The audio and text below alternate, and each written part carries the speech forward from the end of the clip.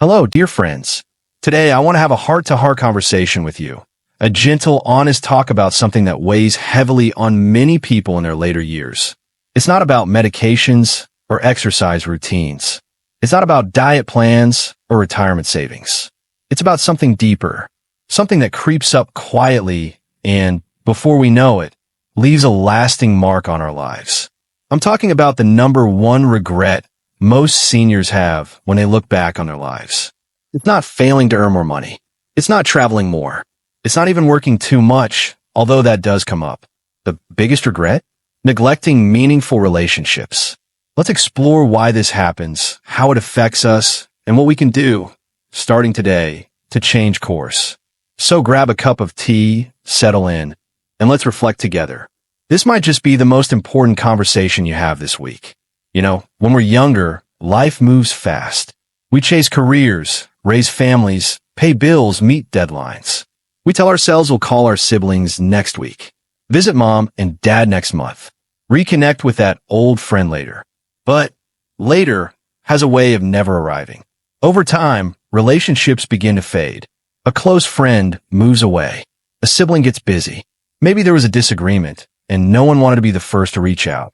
Slowly but surely, the circle that once surrounded us begins to shrink. In the rush of life, many people unintentionally let their most cherished relationships drift. And the older we get, the more we begin to feel the ache of that loss. Loneliness doesn't come with a loud knock. It seeps in. It's in the silence of a Sunday afternoon, in the empty chair at dinner, in the birthdays we forget or the ones forgotten. And it matters. Studies have shown that chronic loneliness increases the risk of dementia, heart disease, and depression. Not just emotional pain, but real physical health consequences. But more than that, disconnection chips away at our joy, at our sense of purpose, at the stories we still want to share and the memories we long to make. So why do we let this happen? Part of it is human nature. We assume people will always be around. We prioritize the urgent over the important. And sometimes we get hurt. Relationships can be messy. Words are said. Feelings are bruised. Pride steps in and silence grows. In other cases, we feel embarrassed. We wonder if it's too late to call someone we haven't spoken to in years. We tell ourselves, they've probably moved on. They won't want to hear from me. But the truth is they probably do. Like you, they probably think about the past, about the good times, about the laughs and tears, about how things used to be. The biggest lie loneliness tells us is that we are alone in feeling it. But we're not. Here's the beautiful thing about life. As long as we're breathing, it's not too late. That friend you haven't called in 10 years? Call them. That family member you had a falling out with? Write them a letter. You don't have to fix everything overnight. You just have to take the first step, because connection doesn't require grand gestures. It starts with a text message, a 5-minute phone call, a shared memory, a simple, I was thinking of you. And when we begin to rebuild those bridges, something shifts in us.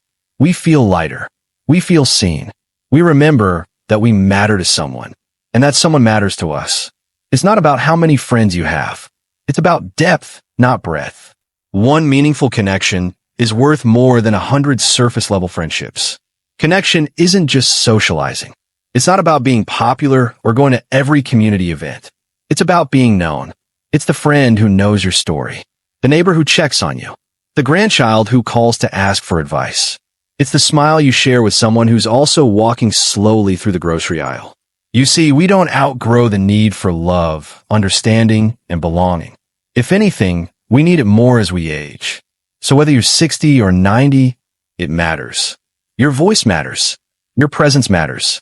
And the world needs the wisdom you carry. Maybe it means joining a local group. Maybe it's volunteering. Maybe it's reconnecting with old colleagues. Maybe it's starting a book club or even a weekly coffee meetup. Small acts, big impact. Now, let's talk about something even more difficult, broken relationships. Almost everyone has someone in their life they've grown distant from because of pain, anger, or misunderstanding. Sometimes it's a child, sometimes a sibling, sometimes a lifelong friend. Healing these relationships takes courage. But you'd be amazed at how often a simple, humble message like, I miss you, can open a door that's been closed for years. It doesn't mean the past didn't happen. It doesn't mean forgetting the hurt. But it does mean choosing peace over pride. Choosing connection over resentment. You deserve that peace. And so do they. The number one mistake seniors regret is letting important people drift away. But here's the good news. You don't have to be one of them. Start small. Think of one person you miss. One relationship worth restoring. Reach out. Your future self will thank you. And if you're already doing this, if you're nurturing those relationships, staying in touch, showing up for people, keep going. You're creating a legacy of love. And that, my friend, is more valuable than anything money can buy.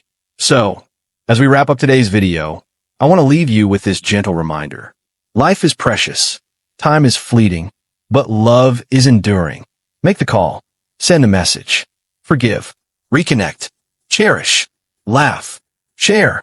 Because when we reach the final chapters of our lives, it's not the things we bought or the achievements we collected that we hold on to. It's the people, the conversations, the shared moments of being truly seen and heard. You still have time to write a beautiful ending to your story. Thank you for spending these moments with me today.